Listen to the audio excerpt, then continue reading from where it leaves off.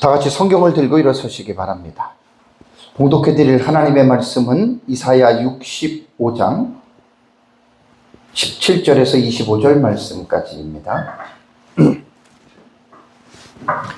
이사야 65장 17절에서 25절 말씀까지를 제가 봉독해 드리겠습니다. 이것은 하나님의 말씀입니다.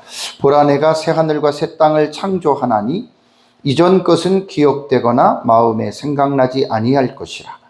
너희는 내가 창조하는 것으로 말미암아 영원히 기뻐하며 즐거워할지니라. 보라, 내가 예루살렘을 즐거운 성으로 창조하며 그 백성을 기쁨으로 삼고 내가 예루살렘을 즐거워하며 나의 백성을 기뻐하리니 우는 소리와 부르짖는 소리가 그 가운데서 다시는 들리지 아니할 것이며 거기는 날수가 많지 못하여 죽는 어린아이와 수완이 차지 못한 노인이 다시는 없을 것이라. 곧 100세에 죽는 자를 젊은이라 하겠고 100세가 못되어 죽는 자는 저주받은 자이리라. 그들이 가옥을 건축하고 그 안에 살겠고 포도나무를 심고 열매를 먹을 것이며 그들이 건축한 데에 타인이 살지 아니할 것이며 그들이 심은 것을 타인이 먹지 아니하리니 이는 내 백성의 수완이 나무의 수완과 같겠고 내가 택한 자가 그 손으로 일한 것을 길이 누릴 것이며 그들의 수고가 헛되지 않겠고 그들이 생산한 것이 재난을 당하지 아니하리니 그들은 여호와의 복된 자의 자손이요 그들의 후손도 그들과 같을 것임이라.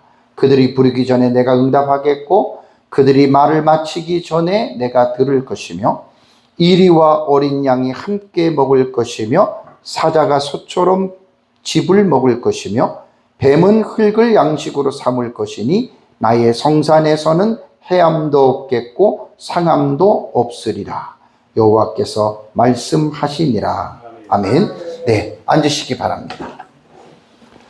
6월달 강의에 제가 이제 마지막 시간에 천년왕국에 대한 중요성에 대해서 여러분들에게 말씀을 드렸습니다.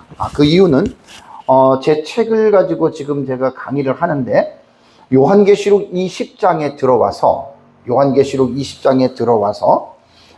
정말 요한계시록 20장은요 종말론적인 어떤 입장에서 볼 때 대단히 중요한 주제들이 밀집되어져 있는 장입니다. 그래서 요한계시록 20장은 사건으로는 약 10가지 사건이 나오잖아요. 그죠? 거기서 이제 천년왕국을 1절에서 6절까지를 하나의 사건으로 본다면 사건이 9가지예요. 그러나 사건을 세분화시키면 요한계시록 20장에는 사건이 10가지 사건이 나옵니다. 근데 이 사건이 단순한 사건이 아니에요. 종말론적인 차원에서 볼 때에는 너무너무 중요하고 무게감이 있는 그런 사건들이기 때문에 그래서 제가 이제 20장을 들어와서 천년왕국이라고 하는 이 부분을 6월 달에 제가 이제 시작을 하고 그 다음에 7, 8, 9월 달 3개월이 넘었어요. 그래서 이제 그 기간 동안에 제가 이제 천년왕국에 대한 중요성에 대해서 6월 달 마지막 시간에는 여러분들에게 말씀을 드리고 그 다음에 이제 7월 달 강의에는 이제 천년왕국의 본문을 곧바로 들어간 게 지금도 요한계시록 20장 본문은 아직 안 들어간 거예요.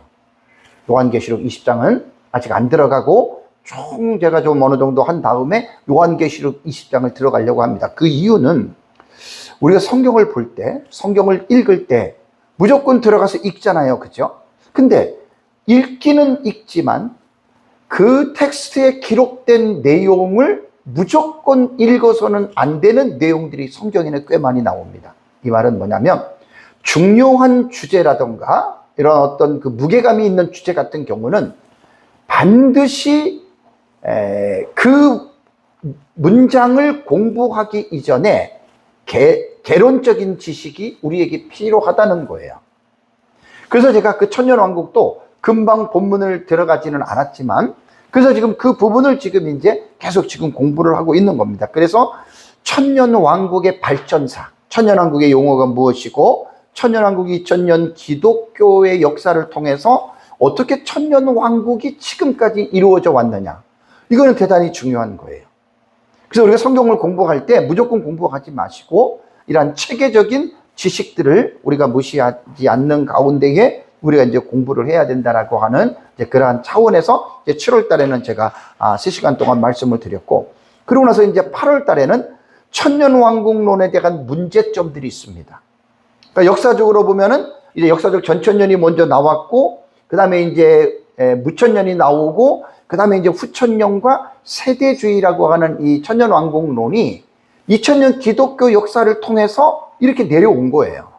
그러면 그 천년왕국론에 대한 이 내용에 대해서 우리가 잘못된 부분들에 대해서, 문제점에 대해서 제가 무천년, 전천년, 세대주의에서 1시간씩 8월 달에는 여러분들에게 말씀을 드리고, 특히 저는 이제 역사적 전천년의 종말론을 제가 지향하기 때문에 역사적 전천년의 종말론의 단점들을 저는 변증하는 차원에서 제가 8월 달에는 여러분 강의를 했습니다. 그리고 지난달 9월 달 강의에는 천년왕국론의 본론을 이제 강의를 했는데, 계시록 20장은 아직 들어가지도 않았고요.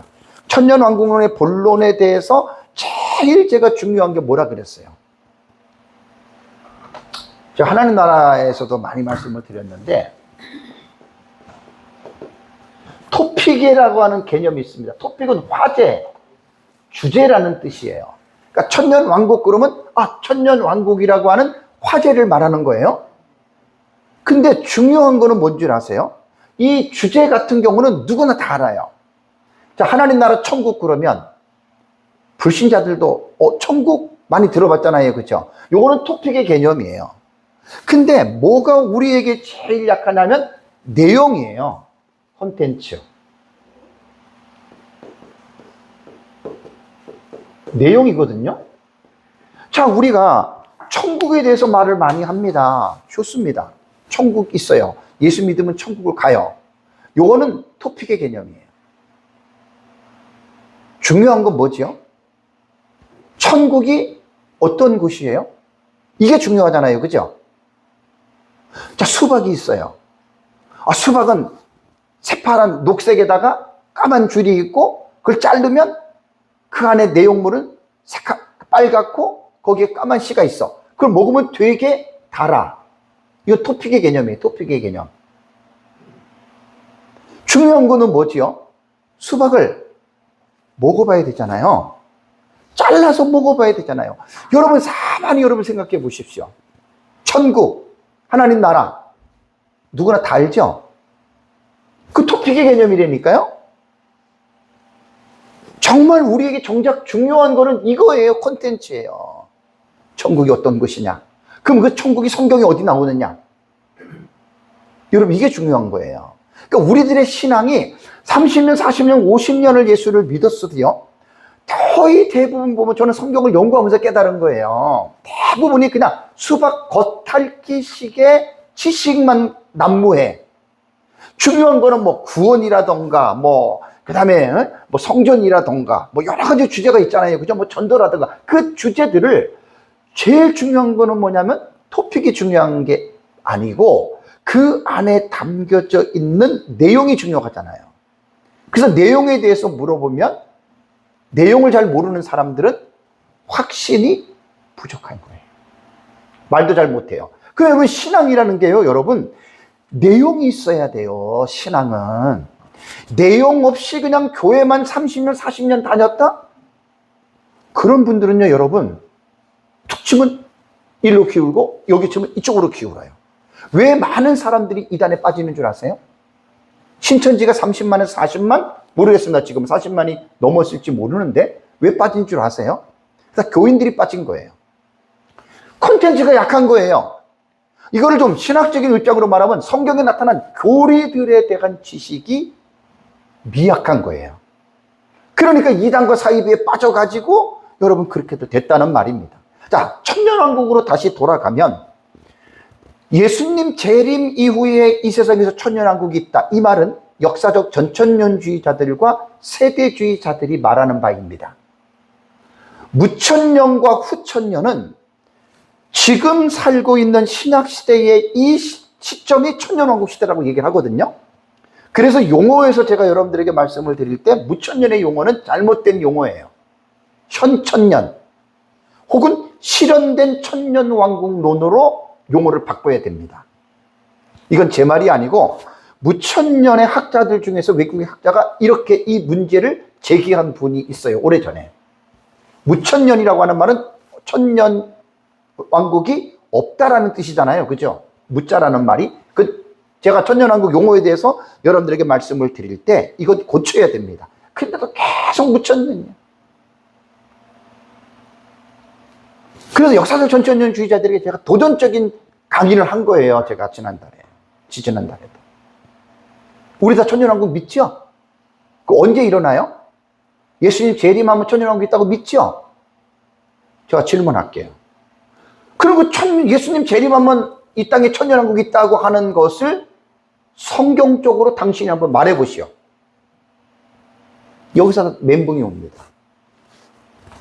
이게 지금 컨텐츠의 개념이에요. 그럼 천년왕국이 도대체 어떤 곳이냐? 그래서 성경을 깊이 있게 연구 안 하는 사람들은 소설을 써요. 이상야릇한 내용을 가지고 천년왕국을 만들어가요. 여러분, 이거 위험한 겁니다. 그렇게 하면 안 돼요. 그래서 제가 늘 강조하는 계시의존 사색이라는 말이 명언이잖아요.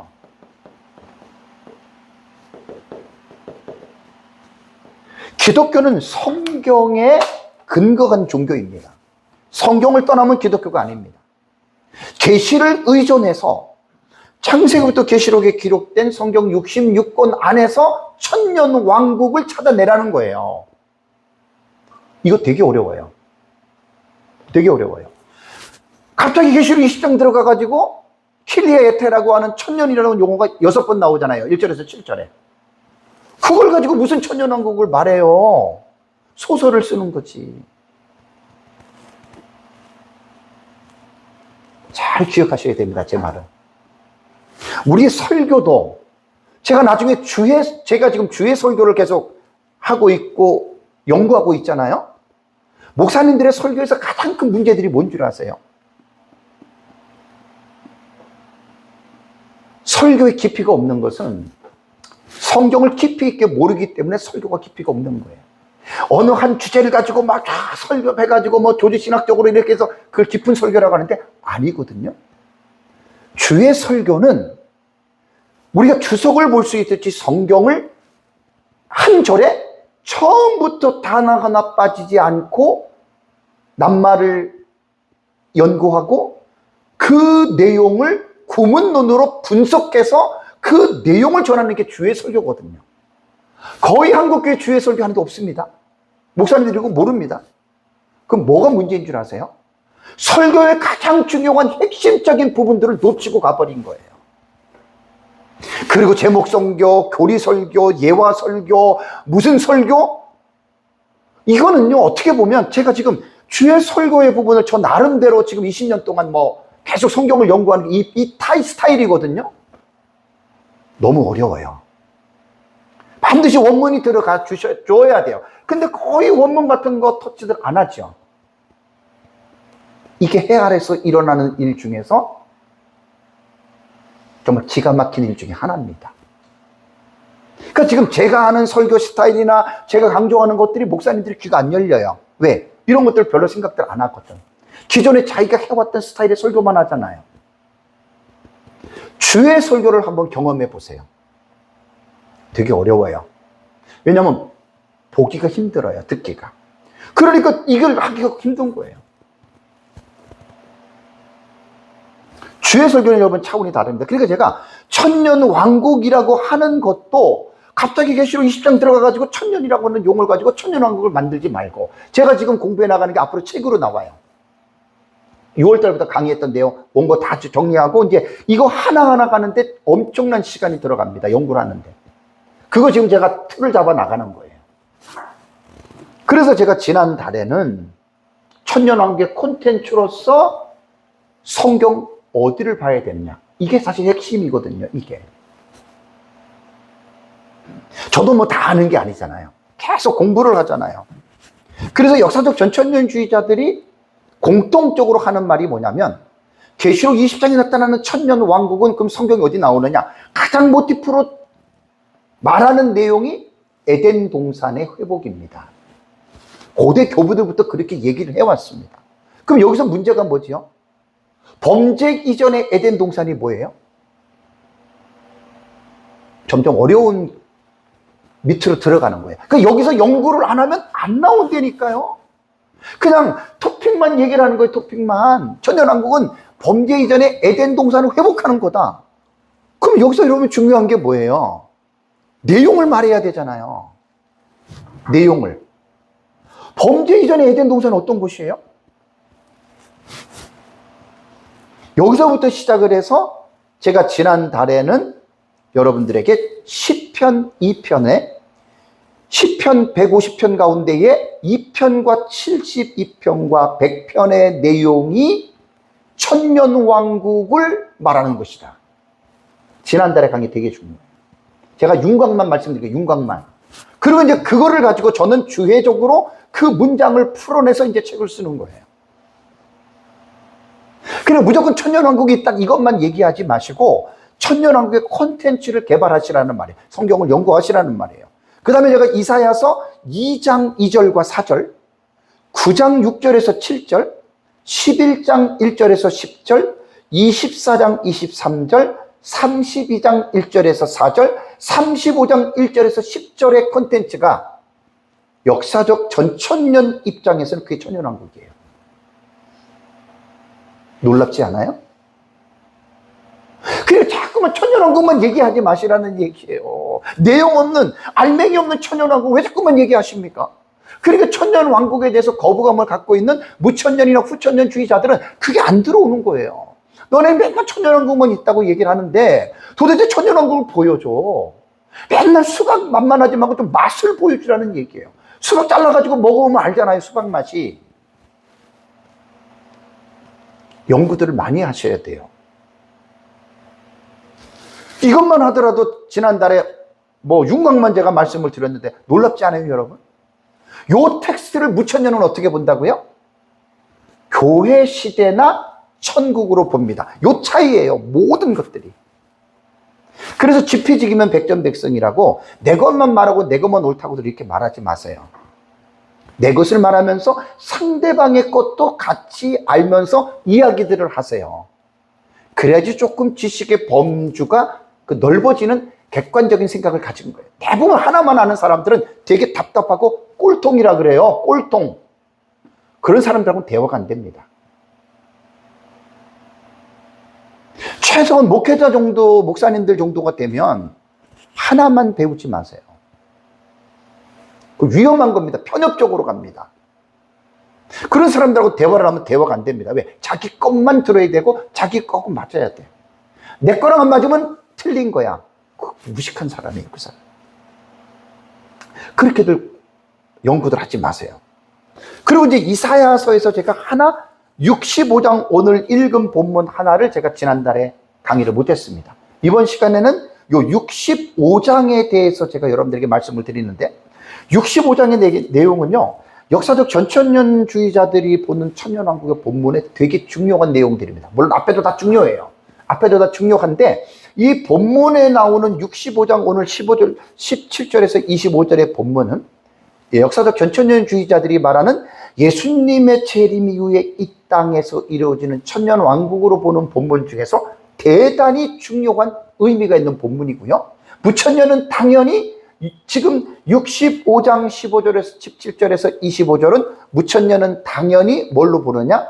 천국으로 봅니다.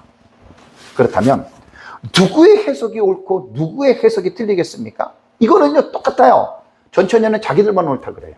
무천년은 자기들만 옳다 그래요. 자, 객관적인 차원에서 제가 물론 역사적 전천년의 입장이기 때문에 역사적 전천년으로 풀지만 제가 여러분들에게 말씀드리는 것이 과연 합리적으로 논리적으로 맞느냐 틀리냐를 삼자들은 판단하시면 됩니다. 그래서 우리가 내가 믿고 있는 사상을 전할 때에 딱 들어보면 알거든요. 이 사람이 지금 이 본문에 대해서 말을 하는데 객관적이고 아니면 이 내용이 깊은 건지 아니면 자기 것만 옳다고 하는지 딱 들어보면 알아요. 여러분 설교도 그렇잖아요. 딱 내용을 들어보면 벌써 딱 나와요. 이 사람이 지금 뭘 얘기하고자 하는지. 그래서 이사야서 65장은요 우리가 성경을 올바르게 해석하기 위해서 지난달에 계속 강조했죠. 목사님들, 이거는 고정적이에요. 내가 성경을 어느 부분을 해석을 하든지 간에 무조건 그 부분 해석하면 안 된다 그랬죠. 그렇게들 하지 마세요.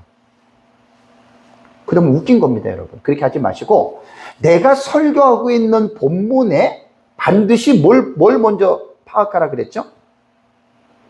내가 이 본문에 전의 문맥을 보세요. 전의 문맥.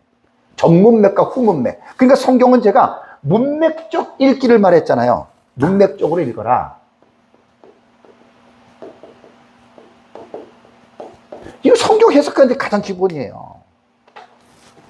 내가 읽는 텍스트에서 전의 문맥을 연결하라는 말이에요. 갑자기 65장 17절에서 25절은 천년왕국이다, 이렇게 얘기를 하면 듣는 사람이 어떻게 생각을 하겠어요? 그래요? 궁금한 게 생기잖아요. 그래서 반드시 지난달에도 제가 강의를 그렇게 했습니다. 시편이든지 이사야든지 간에 반드시 본문을 말해놓고 전의 문맥이 어떤 내용인지를 대충 말씀을 드리고, 그 문맥과 이어지는 이 내용이 바로 천년왕국의 본문이라고 하는 이 본문을 말씀을 드렸는데요. 자, 일단은요, 지금 이사야서 65장이잖아요. 이사야서는 66장이 끝이에요. 그러면 이사야서 65장과 66장은요, 성경 신학적인 입장으로 볼 때 이사야서는 40장부터 이 66장까지가 이사야서 책 전체에 해당되는 결론부입니다. 40장에서 66장까지 해서 결론부가 65장에서 66장이거든요. 그러니까 이 40장부터의 흐름을 어느 정도 우리가 이해를 하고 있으셔야 돼요.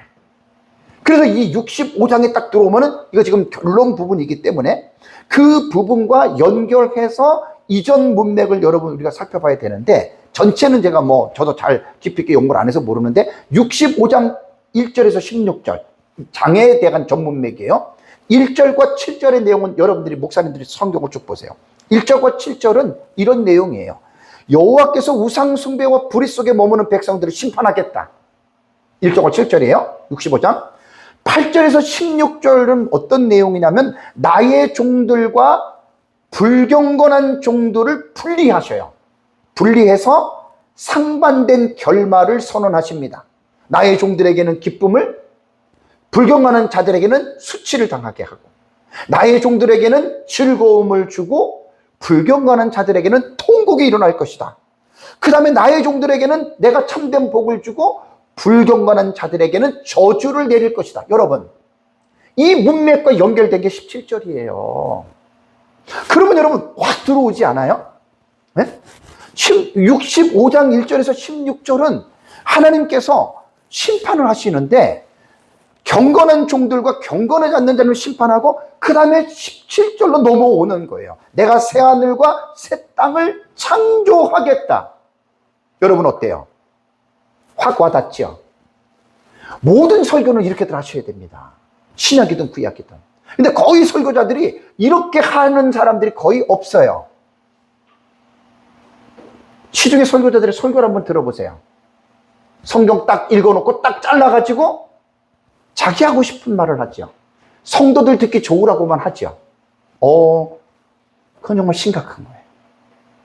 다는 아니지만 많은 목회자들이 성경을 연구하지 않으면 설교가 그렇게 그냥 딱 들어가 버린다는 얘기예요. 그래서 제가 에스라 강의할 때 늘 제가 이걸 지금 강조하는 거예요. 목사님들은 이렇게 하지 마시라고.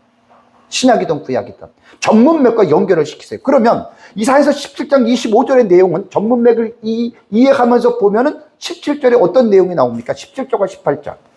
새하늘과 새 땅을 창조한다 그랬죠. 그죠? 그리고 18절에는 예루살렘에 있는 백성들을 즐거움과 기쁨으로 삼는다 그랬죠.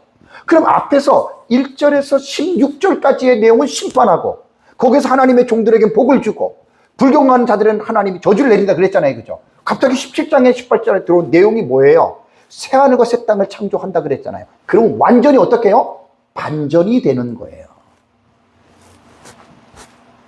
이렇게 기본적으로 성경을 목사님들이 연구해서 이 본문이 왜 천년왕국인지를 이렇게 말하면은요, 이렇게 말할 때 충분한 합리적인 게 들어가잖아요. 그죠? 듣는 사람들이 금방 마음을 열어요. 이런 것 없이 무조건 17장은 이거는 천년왕국이다 뭐다 이렇게들 하다가 보면 되게 궁금증을 유발하게 된다는 말입니다. 어떠한 본문인지 이렇게 보세요. 그래서 웨인 그루뎀이라고 하는 학자를 제가 이번에 알았는데, 웨인 그루뎀이 조직신학자예요. 저한테도 책이 있어요. 조직신학 책이. 상중하로 된 게. 근데 웨인 그루뎀이 역사적 전천년의 입장을 갖고 있는 신학자들이라고요.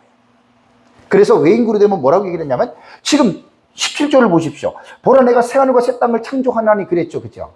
여러분, 새 하늘과 새 땅을 창조한다, 이게 뭔 말이에요? 이게 어디를 말할 것 같아요? 그러니까 무천년은 천국으로 말하는 거예요. 역사적 전천년은 여기서 천국이 아니에요. 예수님 재림 후에 천년왕국이에요. 그럼 이걸 풀어야 되잖아요. 무조건 그냥 설명도 안 하고 그냥 이게 천년왕국이다 이렇게 말하는 거 하고 이 문제를 풀어가야 돼요. 그래서 웨인 그루뎀은 뭐라고 얘기를 했냐면, 요한계시록 21장과 22장의 궁극적인 새 창조, 요한계시록 21장 나오죠. 그죠? 새하늘과 새 땅. 창조, 뉴 크리에이션이에요. 새롭게 창조하는 거예요. 근데 그루뎀은 뭐라고 얘기를 하냐면, 무천년주의자들은 이사야 65장 17절 새하늘과 새 땅을 천국으로 보지요. 근데 웨인 그루뎀은 뭐라고 얘기를 하냐면, 계시록 21장에 나타나는 새하늘과 새 땅은 천국인데 그것과 다르다는 이야기예요. 우리는 그렇게 본다는 이야기. 이런 것들이 여러분, 제가 여러분들에게 강의할 때 객관적인 지식을 제가 가지고 오는 이유는, 내가 기도하다가 깨달았고 내가 뭔데 그렇게 합니까?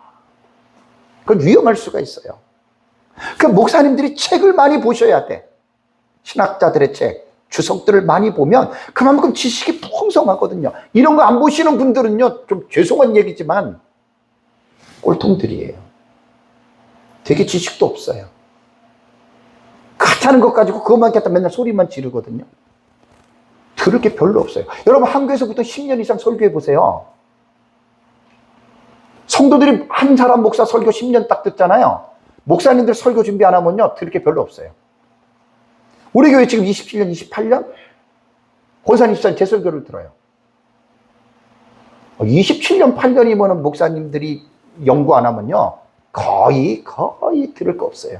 맨날 그 말이 그 말이고, 목사님들 나이 들잖아요. 맨날 그 말이에요. 잔소리라 그러죠. 그 성도들의 입장을 제가 대변해 주는 거예요. 근데 목사님들은 되게 자기 잘하는 것 같죠. 아니에요. 대단한 착각이에요. 계속 공부하시란 말이에요. 그럼 새로운 게 나온단 말이에요. 그냥 역사적 전천년은 정확하게 새 하늘과 새 땅을 천국으로 안 봐요. 우리는 무천년은 그렇게 봐도 우리는 예수님 재림 이후에 이 땅에서 나타나는 천년 왕국으로 본다. 이게 신학적 입장의 차이예요. 그 다음에 여러분 19절 보세요. 19절을 보면, 내가 예루살렘을 즐거움으로 창조하고 나의 백성을 기뻐하리니 뭐가 없어요?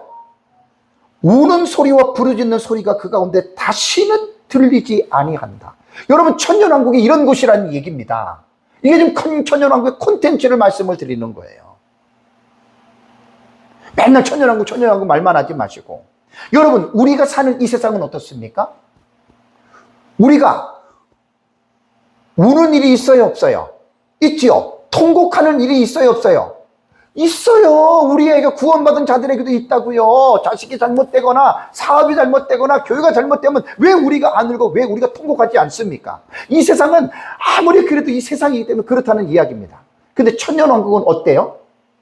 우는 소리와 곡하는 소리가 어떻게 해요? 없어요. 잠깐 묵상하면 그 나라는 어때요? 고통과 고민이 없는 세계잖아요. 우리가 천년왕국을 믿는다면 맨날 토픽만 소리를 지르지 말라는 얘기입니다. 제 얘기는. 이런 거 보면 하나하나를 꺼내서 우리가 사모하는 천년왕국은 바로 이러한 곳이기 때문에 우리가 천년왕국을 사모하는 거예요. 자세하게는 제가 말 못해요. 20절 보겠습니다. 20절에는 특별한 내용이 나와요. 거기는 우리 천년왕국으로 보잖아요. 날수가 많지 못하여 죽는 어린아이와 수완이 차지 못한 노인이 다시는 없을 것이라. 뭔 말이에요? 죽는 어린아이가 없다는 얘기죠. 그죠? 그리고 뒤에 나오는 게 조금 애매해요. 곧 100세에 죽는 자를 젊은이라 하겠고 100세가 못되어 죽는 자는 저주받은 자이리라. 여러분 이 20절의 의미를 아세요? 여기서 역사적 전천년주의자들이 대단히 착각하는 문제를 내가 발견했어요. 뭐냐면 20절의 내용은 무슨 내용이냐면 죽음이 없다는 말이에요. 그럼 뒤에 후반부에 곧 100세에 죽는 자를 젊은이라고 하고 100세가 못되어 죽는 자를 저주받은 자라는 말이 뭐냐면 100세가 못해서 죽는 자가 있다는 말이 아니에요. 이 본문은 그런 뜻이 아니라고요. 그런데 역사적 전천년주의자들의 글들을 제가 쫙 봤더니 거의 대부분 역사적 전천년주의자들이 죽음을 인정을 해요. 오, 이건 대단한 실수예요. 웨인 크루뎀조차도 죽음을 인정했어요. 조지 레드도. 여러분 본문을 잘 읽어보시면 무천년이 이 본문을 제일 잘 해석을 했습니다. 무천년은 천국으로 보기 때문에 죽음을 인정하면 어떻게 되는 거예요? 잘못된 거잖아요. 근데 그 해석이 맞아요. 저는 옛날부터 그렇게 해석을 해왔어요. 이 말이 뭐냐면 100세가 못되어 죽는 자가 있다는 말이 아니라 그 천년 왕국에는 죽음 자체가 아예 없다는 거야. 그거를 강조하기 위해서 비유적으로 은유적으로 설명한 내용입니다. 여러분 이걸 가지고 자꾸만 이 본문을 잘못 읽으면 마치 극소수지만 죽음이 있을 것이다 이렇게 말하면 안 돼요. 역사적 전천년주의자들이 이렇게 얘기를 하더라고요. 근데 제가 왜 역사적 전천년주의자들이 이 본문의 죽음을 약간 인정하느냐, 무천년자들을 공격하기 위해서 그렇게 말하는 거예요. 그게 잘못된 거예요. 제가 여러분 한번 생각해 보십시다. 여러분 천년왕국이 극소수지만 죽음이 있다. 그런 천년왕국이 과연 필요할까요? 필요 없는 거예요. 그런 천년왕국은. 그런 천년왕국은 필요가 없는 거예요. 그래서 천년왕국이라고 하는 이 부분을 성경적으로 깊이 있게들 우리가 콘텐츠를 준비하지 못하면 이상한 말들을 할 수밖에 없습니다. 천년왕국 죽음 없어요. 근데 왜 역사적 전천년주의자들이 왜 이거를 받아들이란 말이에요? 아닙니다, 여러분. 그래서 저는 무천년주의자들의 해석에 나는 동의합니다. 그러나 무천년주의자들이 본문에서 말하는 죽음이 없는 것과 우리가 있는 것은 달라요. 무천년주의자들은 천국을 말하고 우리는 천년왕국을 말하는 것입니다. 그 다음에 21절에서 23절을 여러분들이 쭉 보시면 여기에는 새롭게 형성되는 새하늘과 새 땅에서는 이전에 겪었던 불안정하고 손해를 봤던 그런 나라가 아니다. 여러분 그 되게 놀라운 일이에요. 열심히 우리가 이 땅에서 돈을 벌어서 살았어요. 근데 사회의 구조적인 잘못된 환경 때문에 날려버리는 경우가 있죠. 그죠? 자식을 건강하게 낳아서 뱃속에서 잉태해서 산모가 났어요. 근데 질병에 걸리고 바이러스에 걸려가지고 아이들이 죽잖아요. 그죠? 여러분 이게 이 세상 현실이잖아요. 코로나 때 얼마나 많은 사람이 죽었습니까? 천년왕국은 그렇지 않다는 말이에요. 한마디로 말씀을 드리면. 거기서 여러분 23절을 보십시오. 그들의 수고가 헛되지 아니하겠고. 여러분 이런 곳에 우리 살고 싶지 않아요? 우리는 이 땅에서 열심히 정직하게 살아가지고 일을 했어. 돈을 벌었어. 엉뚱한 사람이 훔쳐가고 채가지요.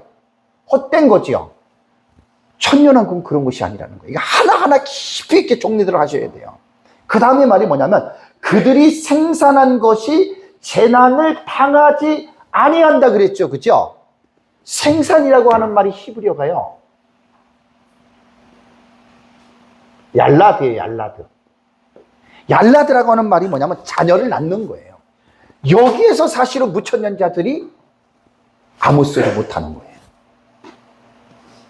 그래서 전천년주의자들이 20절을 가지고 죽음을 가지고 무천년자들을 공격하지 말고 진정으로 여러분 우리가 무천년자들을 왜냐 무천년자들이 이게 천국이라고 얘기를 하니까 그래서 하는 말이에요.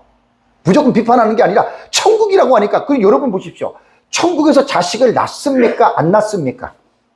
천국에서 안 낳잖아요. 근데 이사야서 65장 17절에서 25절의 텍스트 속에는 뭔 말이 있어요? 그들이 생산한 것이 재난을 당하지 않고 그들 뒤에 보세요. 그들은 여호와의 복된 자의 자손이라 그랬잖아요. 사람이잖아요. 그들의 후손도 그와 같을 것이라 그랬잖아요. 1000년 동안 살면서 죽음이 없어요. 자식이 절대로 나도 죽지 않아요. 기형아 이런 자식들 없어요.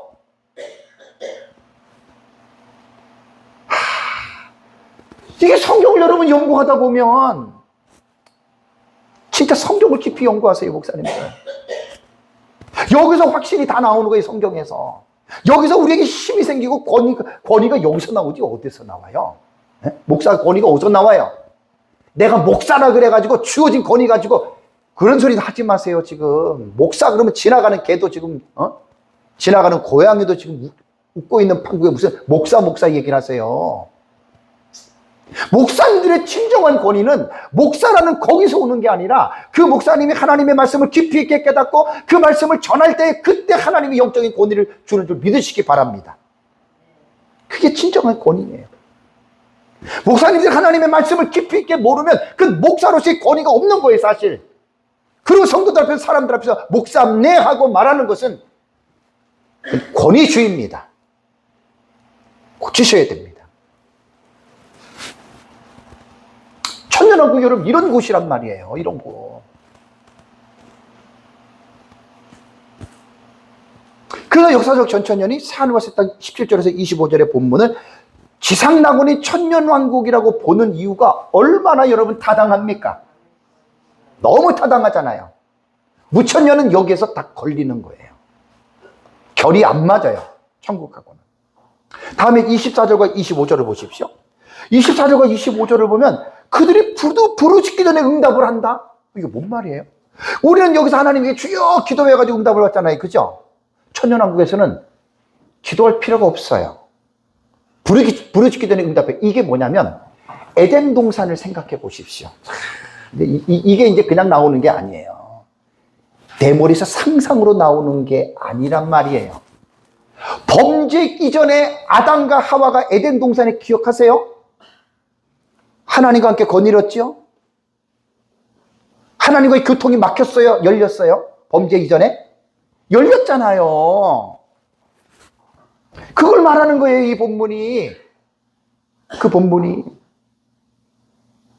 에덴 동산은 죄성의 연약한 육체를 갖고 들어갔지만, 뒤에 또 말씀을 드려요. 이거 되게 중요한 말이에요.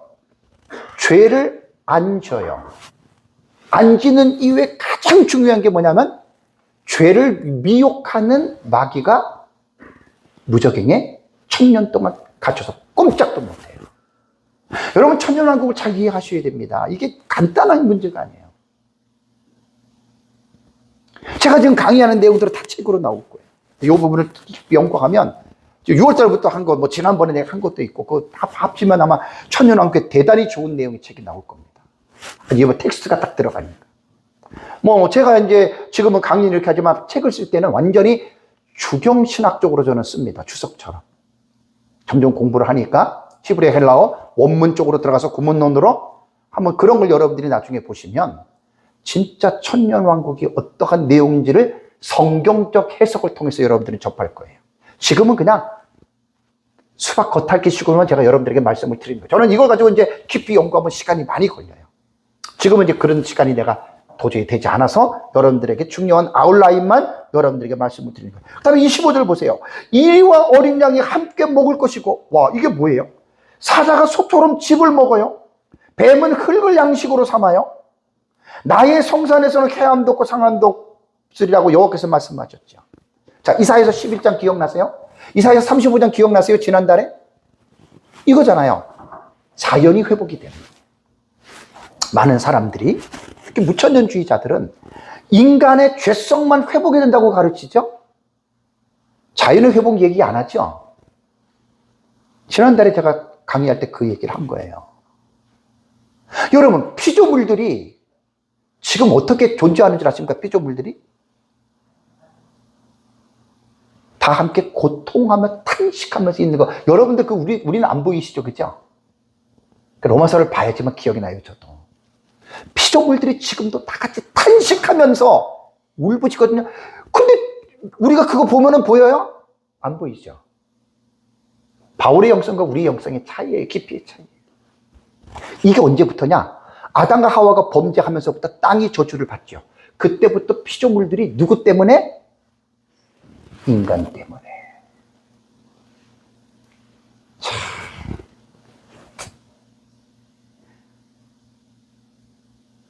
그렇다면 피조물 입장에서 볼 때 얼마나 억울하겠어요.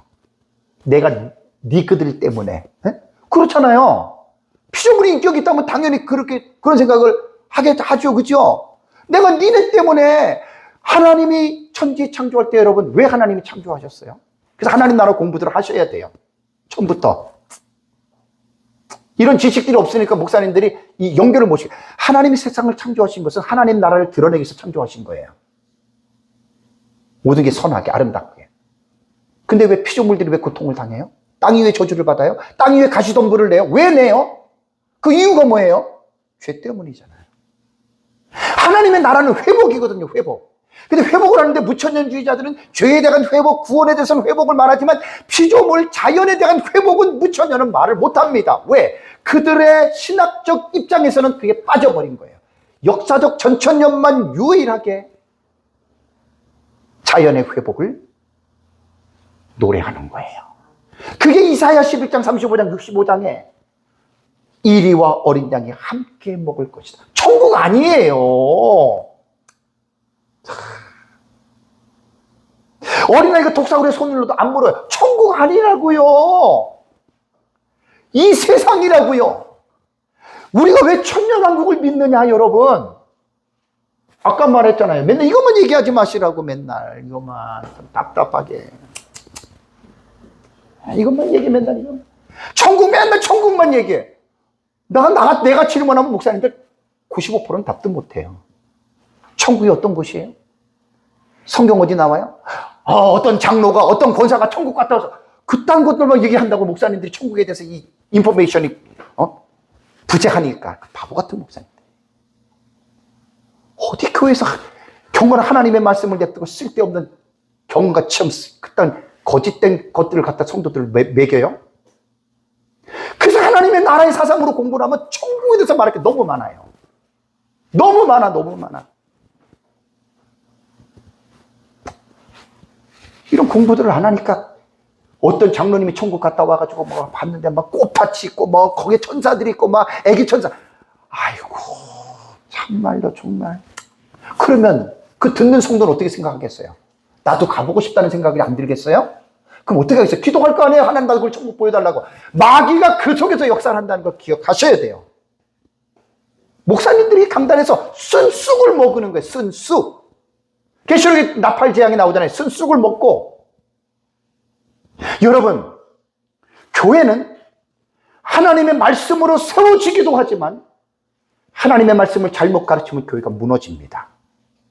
동의하세요? 그 일을 누가 하는 줄 아세요? 목회자가 하는 거예요. 저 예수 믿은 지 42년 되고 목회한 지 35년 됐어요. 연구하다 보니까 제가 너무 몰라요. 똑같아요, 지금도. 연구하지 않는 목사님들은 자기가 되게 잘하는 것처럼 착각해요. 그게 교만이에요, 영적인 교만이에요. 배우지들을 않아요. 그러니까 깊이가 없어요. 깊이가 없는 꼴을 먹는 양들은 영적으로 성장 안 됩니다, 여러분. 그거 아셔야 돼요. 맨날 성도들 나무라지 마세요. 내 탓입니다. 목사 탓입니다. 이게 아담으로부터 배운 죄성 때문에 내 탓은 말 안 하고 맨날 성도들만 탓만 해. 어떤 권사가, 어떤 장로가, 어떤 집사가. 아닙니다. 목사님 때문입니다. 목사님 때문이라니까요. 이런 데 안 열려, 목사님들이. 그냥 성도들 설교하면 목사님 말 듣고 순종하고 그럴 줄 알죠? 아니에요. 이게 얼마나 기가 막힌 말입니까?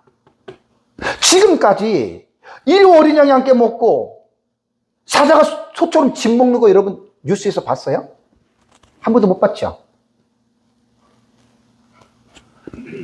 범죄 이전에 에덴 동산에서는 이렇게 했어요. 이게. 그러니까 육식 동물들이 이가 그 송곳니만 있잖아요. 그죠? 그 육식을 하니까 초식 동물들은 이가 가지런 하잖아요. 그죠?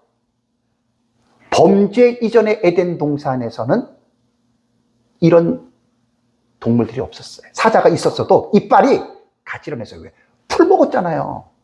그게 하나님이 사람을 동물을 만드실 때도 그렇게 평화 속에서 만든 거예요. 그게 범죄 이전에. 그 에덴 동산을 끄집어내시란 말이에요, 그걸 그거 집어내야 우리가 범죄 이후에 일어났던 이 상황들과 나중에 그러면 천년왕국에 대한 기대가 생긴단 말이에요. 왜? 성경이 이렇게 얘기를 하잖아요. 이런 본문을. 말씀에 근거 없이 우리가 무슨 말들을 합니까? 그래서 결론적으로 이사야서 65장 17절에서 25절의 본문은요, 예수님께서 재림으로 파괴된 하늘과 땅을 새롭게 리모델링합니다. 다음 시간에 제가 말씀을 드립니다. 웃긴 게요, 제가 챗을 통해서 상당한 지식을 배우는데 절대로 목사님들 챗을 통해서 배우는 역사적 전천년은 7, 80%가 세대주의 정보를 줍니다. 내가 재미나이한테도 챗한테도 몇 번 내가 따끔하게 내가 말했는지 몰라요. 너 왜 이거 나한테 역사적 전천년 세대주의를 줘? 제가 잘못했습니다. 이해를 하더라고요. 목사님들 그런 거 모르셔. 무조건 큰일 나요. 왜냐하면 지금 역사적 전천년이 여러분 정체성이 확립 안 됐어요. 이렇게 말하면 사람들이 무슨 말인지 몰라요. 안 됐어요. 세대주의하고 완전히 혼합되어 있어가지고 역사적 전천년이 교회 사이에 미친 영향과 세대주의가 교회 사이에 미친 영향을 비교하잖아요. 세대주의가 한 70%가 되고요, 역사적 전천년은 미미해요. 그것들을 지금 구분 못해가지고 지금 말이 역사적 전천년이지 세대주의 속에서 지금 세대주의가 역사적 전천 옷소리 끝나고 이걸 지금 분별들을 못 하시는 거예요. 나 이번에 너무 깜짝 놀랐어. 그래서 제가 어쨌든 천년왕국 이거 좀 강의하고 이것도 분명히 책을 써내야 될 게 뭐냐면, 이제 마지막 시간에 제가 에스겔서를 강의하거든요. 새성전, 제사제도, 레위인들. 거의 다 세대주의 내용만 난무합니다. 그게 미국의 유럽에 있는 내용들이 지금 그렇다는 얘기예요. 왜냐하면 역사적 전천년이. 조지 레드 같은 경우는 참 대학자지만 이제 쭉 천년왕국을 연구를 하면서 봤더니 already but not 개념으로 봐요. 틀린 것은 아닌데 상당히 역사적 전천년의 그 정확성이 좀 떨어져. 이런 것들을 모르면 그냥 무조건 사람들이 이제 쓰는데, 정말 이 본문을 여러분 잘 보시면 천년왕국의 본문 맞아요. 어디서? 이 땅에서. 지지난달에 제가 여러분 강의할 때 역사적 전천년의 단점에서 제가 말한 거 기억나세요? 일부는, 아주 소수는 천년왕국이 이 땅에서 이루어진 게 아니라 공중에서 일어난다 그러죠? 왜 그랬다 그랬어요? 웃겨요. 6번째, 7번째 대적으로 지구가 망하니까, 깨지니까 살 수가 없잖아요. 그러니까 이제 공중에서, 이게 하나만 알고 둘은 모르는 거예요. 하나만 알고.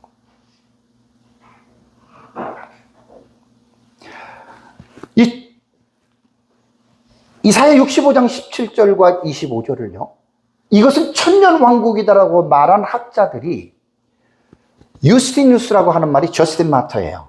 순교자 있죠? 이 사람이 유스틴 마타라고도 하고 저스틴 마타라고도 하거든요. 이 사람이 다이얼로그 위드 트리포라고 하는, 트리포와의 대화라고 하는 책, 옛날 책입니다. 약 2000년 전의 책입니다. 1900년 된 책입니다. 제가 어떻게 읽어요? 나는 이런 정보들을 나는 탁탁 불러서 나는 읽거든요. 여기에 트리포와의 대화에서 80장에서 81장을 탁 보니까 트리포는 유대인입니다. 히브리인 입장에서 기독교에 대해서 질문을 하는 거예요. 그러면 저스틴이 답변을 해주는 거예요. 그래서 트리포는 첫 장에서 이렇게 말합니다. 나는 할례받은 히브리 사람이며 최근 그리스 전쟁에서 도망쳐서 살고 있는 사람입니다. 그래서 학자들은 이 트리포를 실제 인물 여부와는 불확실하고, 학자들은 아마 문학적인 장치로서 반유대적인 어떤 변증적인 목적을 가지고 저스틴 마터가 이 사람을 등장시켜서 기독교에 대한 내용을 변증했다라고 하는 말입니다. 고소입니다. 1900년 전에 나온 책. 학자들은 많이 인용을 해요. 저도 이제는 이런 책을 볼 수 있는 수준이 됐어요. 그래서 제가 이걸 가지고 여러분들에게 말씀을 드리는 거예요.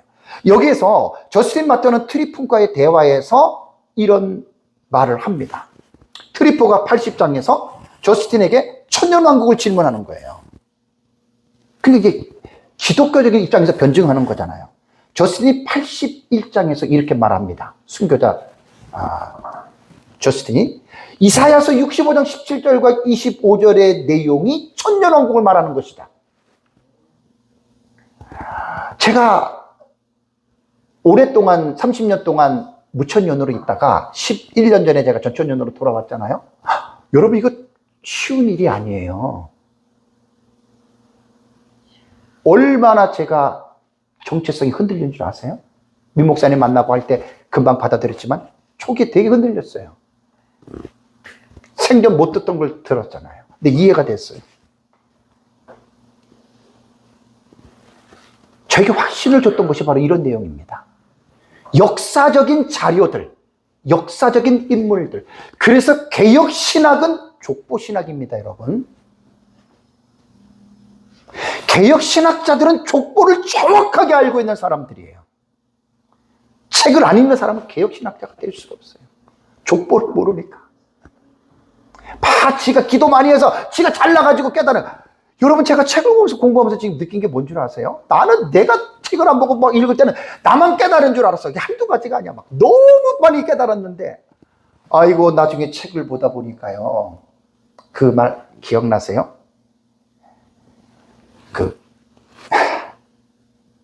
입 큰 개구리 말 아세요? 뱀이 입 큰 개구리만 잡아먹는다 그러니까 평상시에 와 이렇게 자랑하다가 뱀이 입 큰 개구리를 잡아먹는다고 어떻게? 입을 깨물었다. 그게요. 지식이 없을 때는 대부분 목사님들이 자기가 최고로 알고 있어.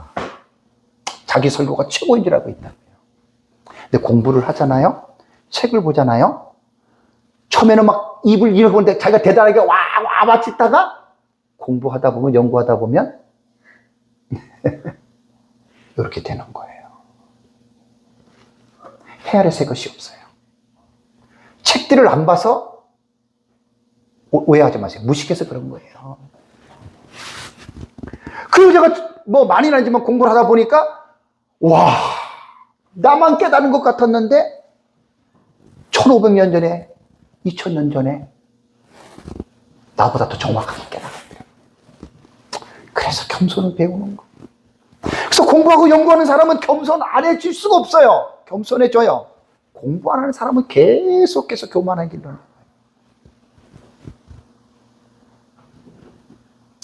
사실 목사님들이 제 강의 들으면 좋아 안 할걸요? 저한테 한번 돌 맞을 각오하고 하는 거예요, 제 말이. 아픈 데만 찌르잖아요, 저는. 그죠? 아픈 데만. 근데 내 경험이에요. 그러면서 유스틴은 뭐라고 얘기했냐면 우리는 죽은 자의 부활과 예루살렘에서의 천년 통치를 확신한다. 이게 뭐냐면 예수님 재림할 때 죽은 자 부활한다 그랬잖아요. 요거는 수정되어야 된다 그랬어요. 그러니까 분석 없이 무조건 읽으면 예수님 재림할 때 죽은 자 부활하는 거예요. 우리 그렇게 안 보잖아요. 그러니까 어쨌든 이렇게 나옵니다. 그리고 유스티니우스는 17절에 보라 내가 새 하늘과 새 땅을 창조하나니 이것이 천국이 아니라 천년 왕국이다. 정확하지 않아요? 우리가 뜬구름을 잡는 거 믿는 게 아니에요. 이레네우스는 이단 논박이라고 하는 책 33장에 뭐라고 얘기했냐면 왕국의 때에 땅의 갱신과 풍요가 임한다. 이게 천년왕국이에요. 그러면서 나무의 날같이 인간의 수명이 는다 그랬잖아요. 그죠? 그러면서 뭐라고 얘기를 했냐면 파피아스의 글을 인용을 한 거예요. 이레네우스가. 그 파피아스의 글 중에 이런 게 있잖아요. 포도송이 한 알에서 수십 항아리의 포도주가 나온다. 상당히 이거는 지금 과장인데, 이레네우스, 이게 뭐냐면, 과장법을 썼지만, 지상 왕국의 풍요가 아니, 초풍요예요. 그러니까 여러분, 천년왕국 간단하게 좋을 것이다. 그렇게 생각하지 마세요. 엄청납니다. 내가 역사적 전천년의 종말론을 믿는다면, 깊이들 연구하세요. 끝도 없어요. 그래서 천년왕국을 성경적으로 잘 드러내주면 듣는 사람들의 마음속에 소망이 생길 거예요. 그냥 천년왕국 믿어라 믿어라 한다고 믿는 게 아니라 이 천년왕국을 대신에 소설은 쓰지 마세요. 다음에 파피아스는 자료를 보니까 파피아스가 썼던 자료가 없어졌어요. 존재하지 않아요. 그럼 어떻게 아느냐? 이레네우스 같은 사람들이 파피아스의 글을 인용한 거예요. 이해가 되시죠? 원서는 사라진 거예요. 그래서 그렇게 됐다는 거예요. 네 번째가 누구냐면은 터툴리아누스예요. 터툴리아누스가 삼위일체를 공식적으로 이렇게 확립한 사람이잖아요. 유명한 교부예요. 마르키온 반박 3장 3절에서 터툴리아누스는 우리는 땅 위에 왕국이 약속되어 있음을 고백한다. 그리고 1000년 동안 이 세상에 있으면서 1000년이 끝나고 하늘에서 내려오는 예루살렘이라고 분명하게 구분을 했습니다.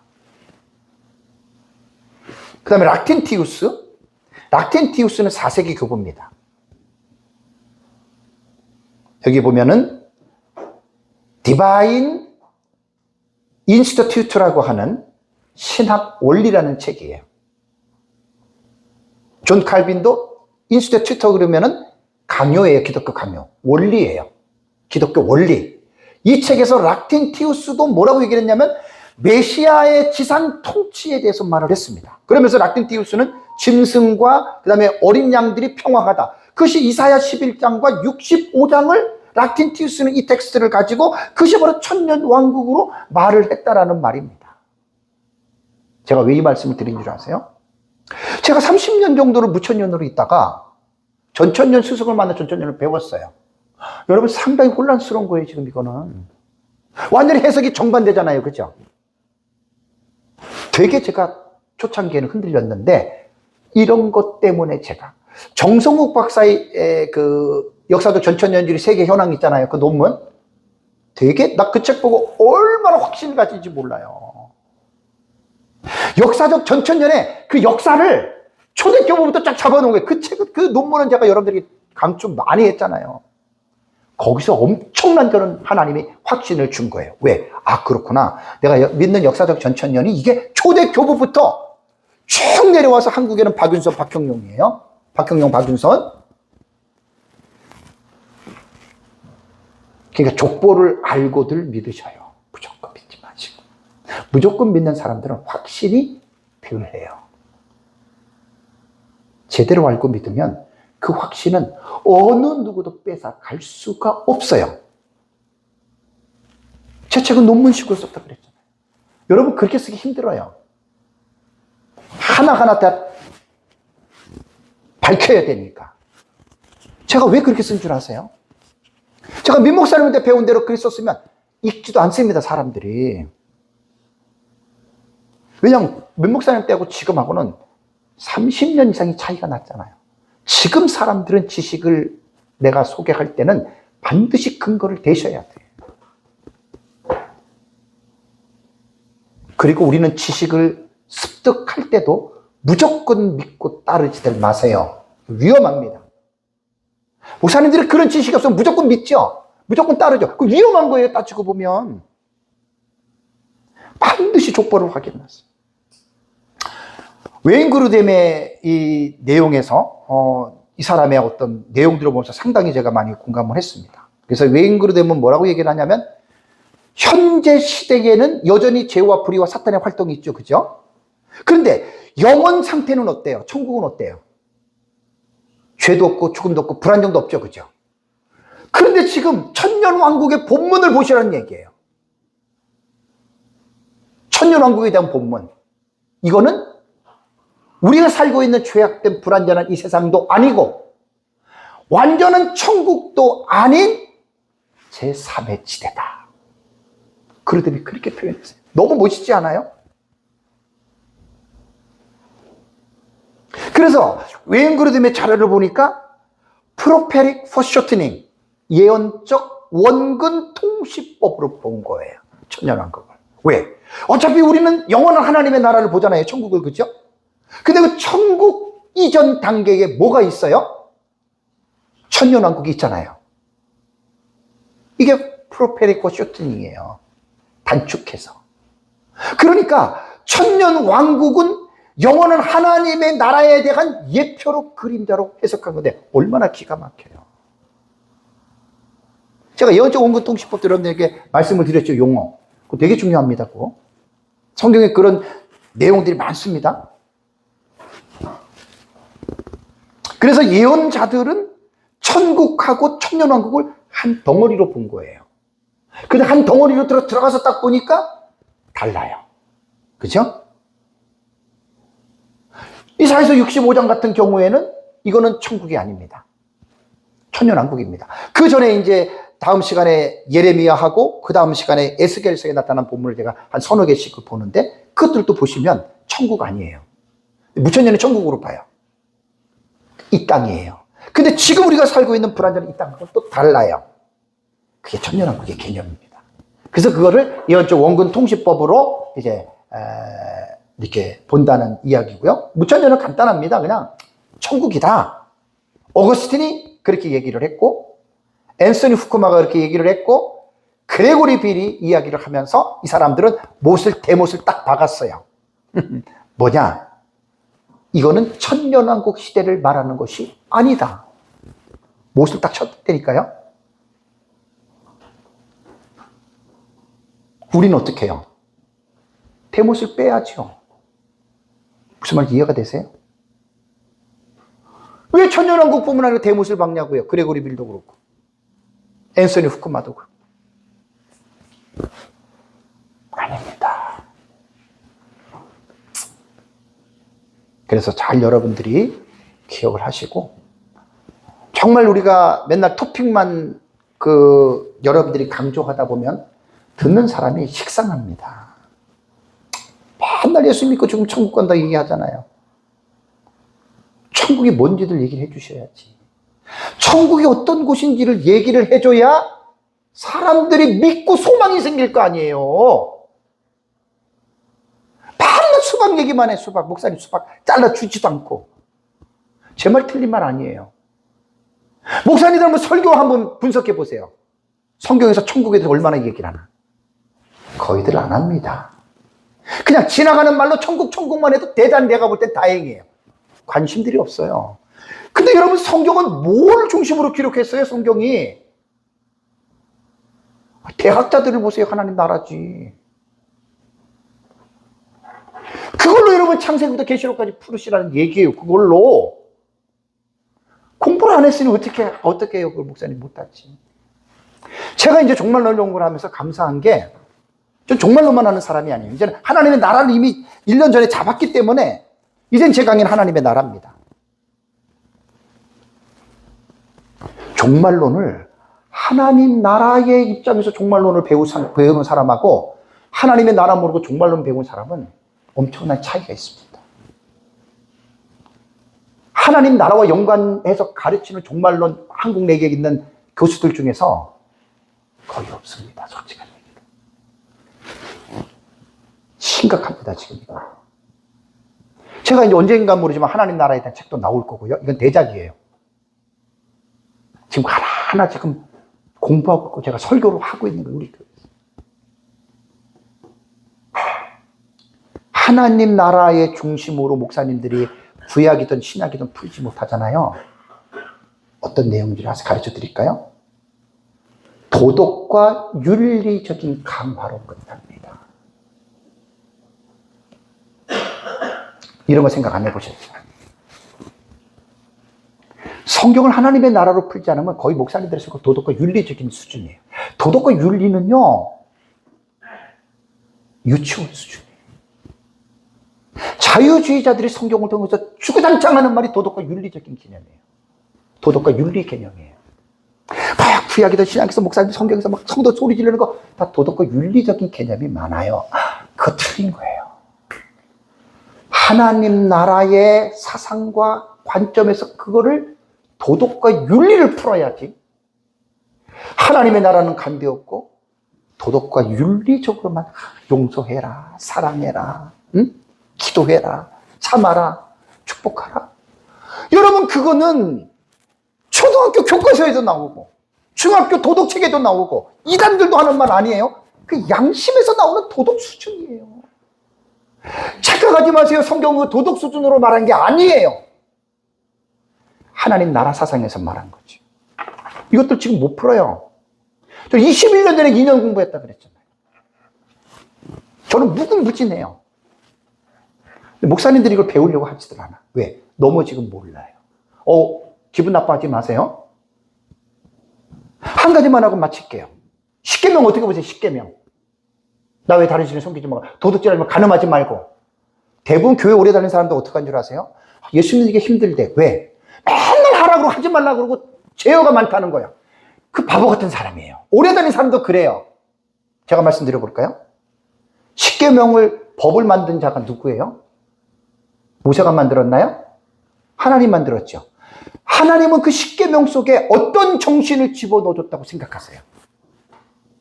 충격적일 겁니다, 여러분. 나는 우리 교회에서 이렇게 설교를 합니다. 십계명에 하나님의 나라가 담겨져 있어요. 이렇게 설교하는 거 들어봤어요? 쉽게 말하면 쉽게 해볼게요. 하나님 나라 도둑질해요, 안 해요? 안 하잖아요. 하나님 나라 간음해요, 안 해요? 안 하잖아요. 하나님 나라 거짓말해요, 안 해요? 안 하잖아요. 법을 만드신 하나님은 하나님 나라의 입장과 관점에서 이 세상에 있는 백성들에게 그 하나님 나라의 정신을 심어준 거라고요, 그 법이. 이렇게 마태복음, 사복음서를 들어가서 풀어보세요. 어떤 내용이 나나? 완전히 달라요, 성경이. 도덕과 윤리적으로 본 거하고 하나님 나라의 관점으로 보는 거하고는 차원이 달라요. 제가 지금 구약 창세기에 지금 들어가가지고 하고 있는데 지금이라도 당장 제가 사복음서 들어가면 기가 막힙니다. 왜? 이렇게 저는 푼단 말이에요, 성경을. 이게 하나님 나라 관점으로 보는 거예요. 이렇게 안 보잖아요? 맨날 도둑질하지 말고, 뭐, 싸우지 말고, 뭐 하지 말고, 그 인간 세상에서 나온 것만 하잖아요. 우리가 하나님의 나라의 사상을 갖고 사는 사람들 아닙니까? 이런 얘기들은 이제 못 들어보셔가지고, 개념들이 없으셔서 그래요. 어쨌든, 이번 시간에는 제가 이사야서 65장, 정말 너무 중요하죠, 그죠? 무천년은 다 천국으로 봐, 천국으로. 우리는 그렇게 볼 수가 없습니다. 잠깐 쉬겠습니다.